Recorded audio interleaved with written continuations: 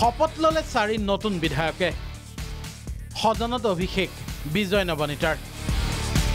দ্বিতীয় ইনিংস ৰাজেন ৰফিকুলৰ প্ৰথম দিনাই সদনত সুখনিদ্ৰা 9 বিধায়িকা নবনীতাৰ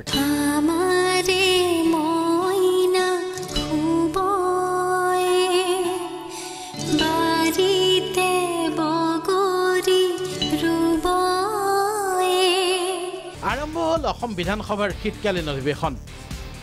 অধিৱেশনৰ প্ৰথম দিনৰ আৰম্ভণিতেই অধ্যক্ষই শপত বাক্য পাঠ কৰোৱালে 4 বিধায়কক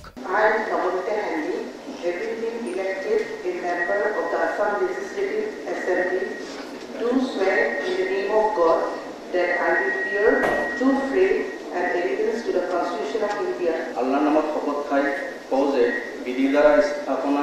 কৰা ভাৰতৰ সংবিধানৰ প্ৰতি মই অতীত বিশ্বাস আৰু নিষ্ঠা প্ৰকাশ কৰিম। মই শ্ৰী ৰাজেন বৰঠাকুৰ অসম বিধানসভা সদস্য নিৰ্বাচিত হোৱা ঈশ্বৰৰ নামত শপত খাই কওঁ যে বিধিৰ দ্বাৰা স্থাপনা কৰা ভাৰতৰ সংবিধানৰ প্ৰতি মই প্ৰকৃত বিশ্বাস আৰু নিষ্ঠা পোষণ কৰিম। ইংৰাজীত শপত ললে সোণাৰীৰ নবনীতা সন্দিকৈয়ে বঙালীত শপত ললে ৰাতাবাৰীৰ বিজয় মালাকাৰে অসমীয়াত শপত লৈ দ্বিতীয় ইনিংস ৰাজেন ৰফিকুলৰ লক্ষণীয়ভাৱে অধিৱেশনৰ প্ৰথমটো দিনত বিৰোধীৰ ৰুদ্ৰৰূপ দেখি হতভম্ব বিজয় নবনীতা এইটো আনপ্লেজেণ্ট এইটো খুব বেয়া কথা এইটো বৰ আনপ্লেজেণ্টনেছ তেওঁলোকে জানিব লাগে ন ইমান কষ্টৰে চবকে জিকাই পেলাই পঠিয়াই তাৰপিছত তেওঁলোকৰ যদি বিহেভিয়াৰ তেনেকুৱা হয় ভেৰি ডিছগাষ্টিং আজিৰ দিনত এইটো কৰিব নালাগিছিল কাৰণ নতুন সদস্যবিলাক ইয়াত আহি আজি শপত ল'লে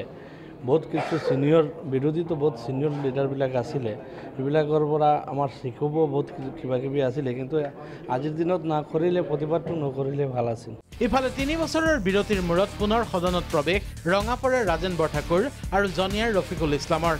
সদনত প্ৰৱেশ কৰি কি ঘোষণা 2 অভিজ্ঞ বিধায়কৰ আশা কৰিছোঁ যে 1.5 বছৰ মই মাত্ৰ সময় পাম 1.5 বছৰৰ ভিতৰতেই মই 5 বছৰৰ কাম কৰিবৰ কাৰণে নিজকে প্ৰস্তুত কৰিছোঁ। আপোনালোকে শেষ মুহূৰ্তত দেখিব যে ৰঙাপাৰা সমষ্টি এইবাৰ অসমৰ 126টা বিধানসভা সমষ্টি 10টা বিধানসভা সমষ্টিলৈ তুলি নিয়াৰ কাৰণে যি পৰিকল্পনা কৰিছোঁ তাক বাস্তৱত ৰূপ দিয়াৰ কাৰণে চেষ্টা কৰিম। যিটো জাতিদংগী বিধেয়ক বিজেপি চৰকাৰ আনিব বিচাৰিছে ইয়াৰ বিৰোধিতা আমি আৰম্ভণিৰ পৰা কৰিছোঁ আৰু NRC যি হৈ গ'ল এতিয়ালৈকে যিমানখিনি কাম হ'ল আপোনাৰ 3 কোটি 11 লাখ মানুহৰ নাম আহিল কিন্তু এতিয়াও নটিফাই হোৱা নাই।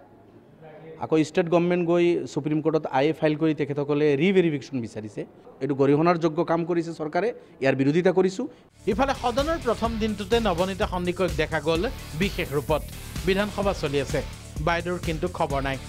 ঘোৰ টোপনিত সোণাৰীৰ নতুন বিধায়িকা বাইদেউৰ চাগে শপত গ্ৰহণৰ কথা ভাবি যোৱা নিশা টোপনিয়ে নাহিল সেয়ে সদনত শপত পৰ্ব শেষ কৰি এঘুমতি মাৰি ল'লে 9 বিধায়িকা নবনীতাই যদিহে বাইদেউৰ টোপনি অব্যাহত থাকে তেন্তে অৱশিষ্ট 1.5 বছৰত সোণাৰীবাসীৰ কি উন্নতি হ'ব সেয়া সহজে বুজিব পাৰি। ভিডিঅ' জাৰ্নেলিষ্ট ৰিপুলৰ সৈতে ৰমেন কলিতাৰ ৰিপৰ্ট প্ৰাগ নিউজ।